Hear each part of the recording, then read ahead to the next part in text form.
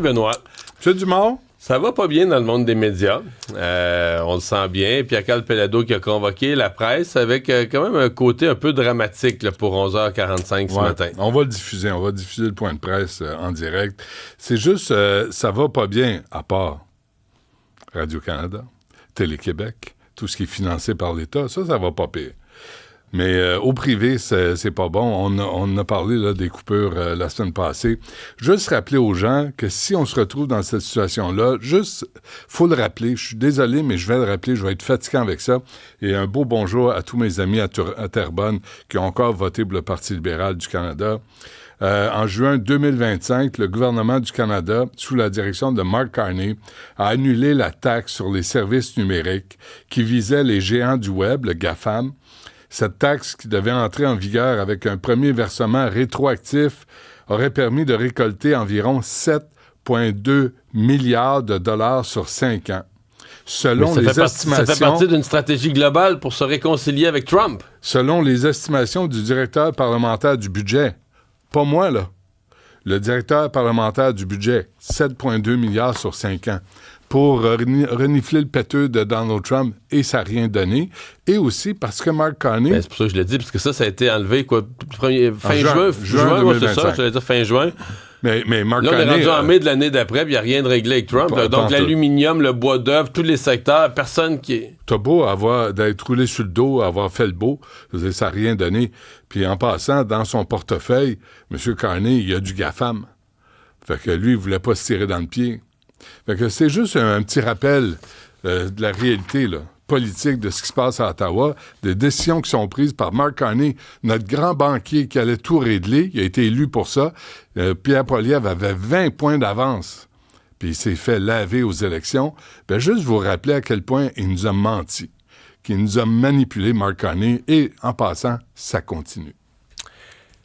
École Bedford, Alexandre nous sortait cette nouvelle tout à l'heure en dernière heure. Donc, les enseignants, les 11 enseignants de l'école vont vraiment avoir leur permis révoqué. Ça a quand même été long, là. C'est quelque chose qu'on a savamment... D'après moi, on n'a pas escamoté les étapes pour prendre une bonne décision bien mesurée. Fait combien de temps que c'est à l'étude? Moi, j'avais quasiment même oublié ça. Oui, mais ce qu'on peut rappeler aussi aux gens que là, ça, c'est la loi 21, là. C'est la CAQ, là.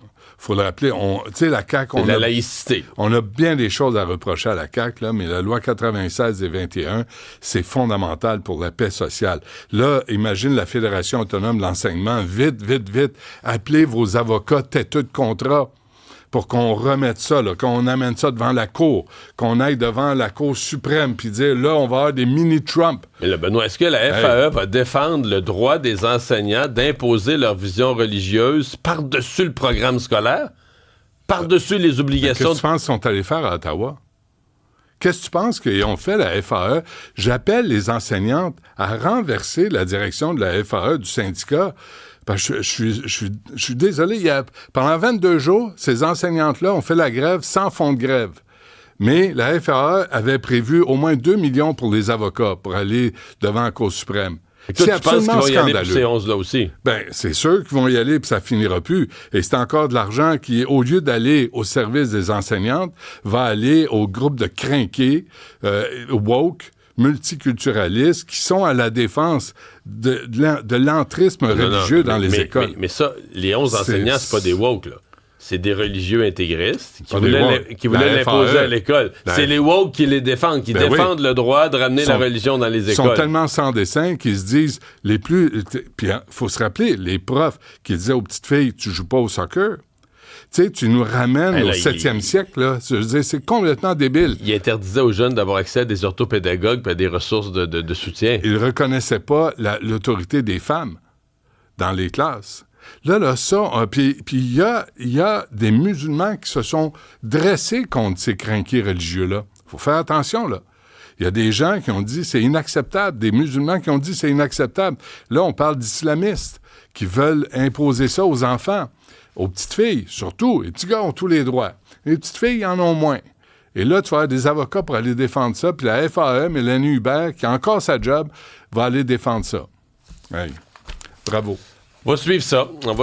Et Benoît, Stephen Guilbeault, est-il en train de... Est-ce qu'il prépare sa démission? Est-ce qu'il prépare sa sortie? Il fait deux deux sorties quand même musclées. Il compare Mark Carney à Stephen Harper. En fait, il dit que c'est... Non, il dit qu'il fait pire. Oui, au niveau des pipelines, c'est pire qu'à l'époque de Stephen Harper. Puis l'approbation des projets, des grands projets, sans l'évaluation d'impact sur l'environnement. Stephen Guilbeault, lui, son plan de match, ce que je en comprends, c'est qu'il veut rester à l'intérieur du gouvernement pour essayer d'influencer les décisions. Ça s'explique, ça se justifie, mais j'ai toujours dit, on a beau dire, là, Guilbeault, je le recevais, écoute, il y a 25 ans. Il est cohérent. Il est cohérent, c'est un gars de Greenpeace. Lui, l'environnement, c'est comme sa priorité dans la vie. C'est un gars intelligent dans le sens que, comme ministre, il était capable de faire certains compromis. Même les environnementalistes l'ont accusé d'être trop... de jouer ces deux tableaux. Mais là, je pense qu'il vient de frapper un mur, là, avec Mark Carney. Mark Carney, c'est l'économie, dit-il, l'économie avant tout autre dossier. Alors là, évidemment, le dossier de l'environnement passe après. Puis Mark Carney a vu les sondages. Oui, parce que les Canadiens sont rendus là aussi. Oui, 61% des Canadiens estiment que la croissance économique devrait primer sur la préservation de l'environnement. C'était 45% en 2019. Fait qu'il y a eu un changement dans l'attitude, dans l'opinion des Canadiens. Et Carney le voit bien. Le Parti libéral est à l'affût de toutes ces données. Pas de sondage, Parti libéral. C'est juste des convictions. C'est juste des convictions. Il y a juste des grands principes. Là, on le constate là. On va voir ce que Stephen Guilbeault va faire. Ça se peut qu'on lui parle demain. Ça se peut. Oh. Ouais, intéressant.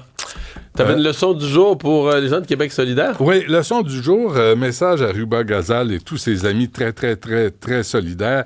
Peut-être d'aller voir ce qui se passe à New York avec le maire Mamdani, qui est un socialiste, islamiste aussi. Apollo Global Management, un gestionnaire d'actifs de 900 milliards de dollars. 900 milliards de dollars. Envisage d'implanter un deuxième siège social américain dans la Sunbelt au moment où le maire de New York, Zoran Mamdani, fait pression pour augmenter les impôts sur les grandes entreprises. C'est selon le Financial Times.